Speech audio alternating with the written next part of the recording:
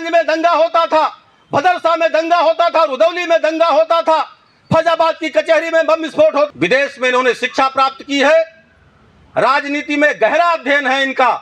और समाजवादी पार्टी के शासन में किस प्रकार से रोज दंगे होते थे, आयुष्मान कार्ड का लाभ, शौचालय का लाभ, आवास का लाभ, निःशुल्क राशन की व्यवस्था नल से कर देती थी। जो बिटिया स्कूल के अंदर जाती थी, माताएं चिंतित रहती थी कि हमारी बिटिया वापस आएगी कि नहीं आएगी। उसके सोजर भी चलता है और इनकाउंटर भी होता है। इस प्रकार की योगी जी की सरकार है, ये निरंतर आगे अपना काम करती रहे। वो जो जन कल्याणकारी, गरीब कल्याणकारी योजनाएं हैं वो आगे चलती रहे। पत्रकार साथी, आज के कार्यक्रम में उपस्थित सभी भाइयों एवं बहनों, हम सब लोग जानते हैं कि पार्टी ने रितेश पांडे जी को लोकसभा का उम्मीदवार बना करके आपके बीच भेजा है।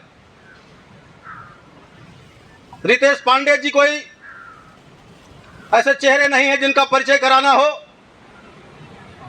इन्होंने लोकसभा के अंदर सांसद के रूप में अपना प्रतिनिधित्व स्थापित किया है और इनकी देश के प्रति एक स्पष्ट दृष्टि है।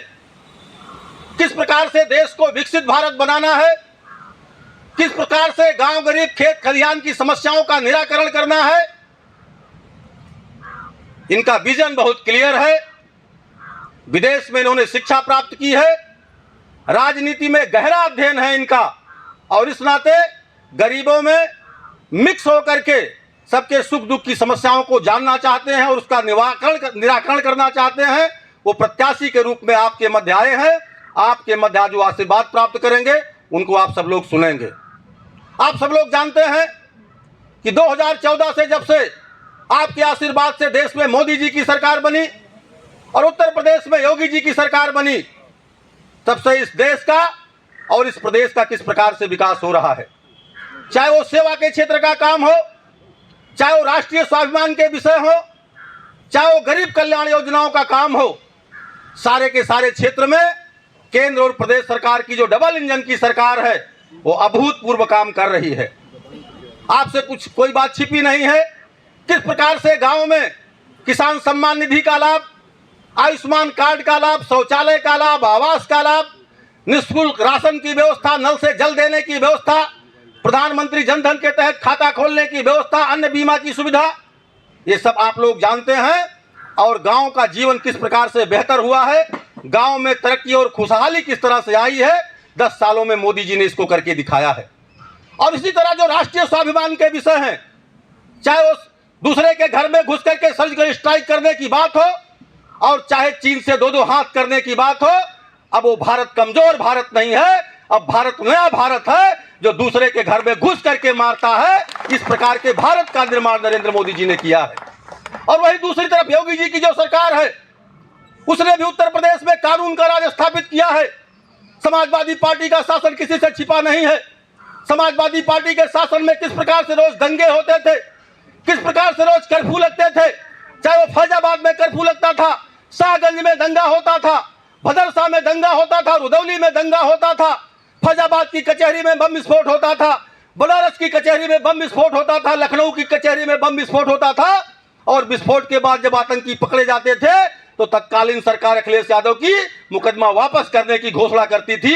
मैं तो आभार व्यक्त करना चाहता हूं उच्च न्यायालय का, जो जिन्होंने मुकदमा नहीं वापस होने दिया और उन आतंकवादियों को सजा मिली।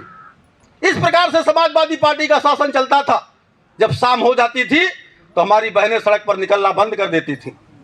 जो बिटिया स्कूल के अंदर जाती थी, माताएं चिंतित रहती थी कि हमारी बिटिया वापस आएगी कि नहीं आएगी, उसके साथ कोई अनहोनी ना हो जाए।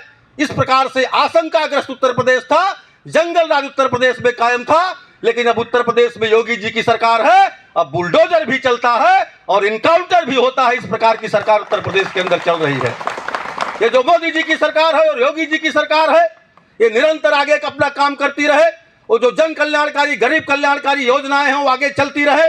उत्तर प्रदेश में कानून का राज स्थापित रहे। उत्तर प्रदेश में बिजली ऐसे हम सब लोगों को मिलती रहे और लगातार जो देश को विकसित बनाने की कल्पना मोदी जी की है, उस विकास को भी हम तीव्रतम गति से आगे चलाने के लिए, और अयोध्या के रहने वाले हम लोग जानते हैं, बगल श्रृंगी ऋषि का स्थान है। 500 वर्षों के बाद जो पीढ़ियों की तपस्या, बलिदान और संघर्ष के बाद राम मंदिर का निर्माण हुआ है, उसकी जो प्राण प्रतिष्ठा उसकी जो प्राण प्रतिष्ठा महोत्सव हुआ है, जिन लोगों ने उसका निमंत्रण ठुकरा दिया है, आप लोग उनको ठुकरा दीजिए और भारतीय जनता पार्टी के कमल को खिला करके रितेश पांडे जी को अपने यहाँ से विजयी बना दीजिए, जिससे मोदी जी के गले में जो एक माला पड़े उसमें एक कमल का पुष्प अंबेडकर नगर से पड़े। यही आपके बीच में निवेदन करते हुए अपनी बात पूरी करता हूँ। बोले भारत माता की, भारत माता की। बहुत बहुत धन्यवाद।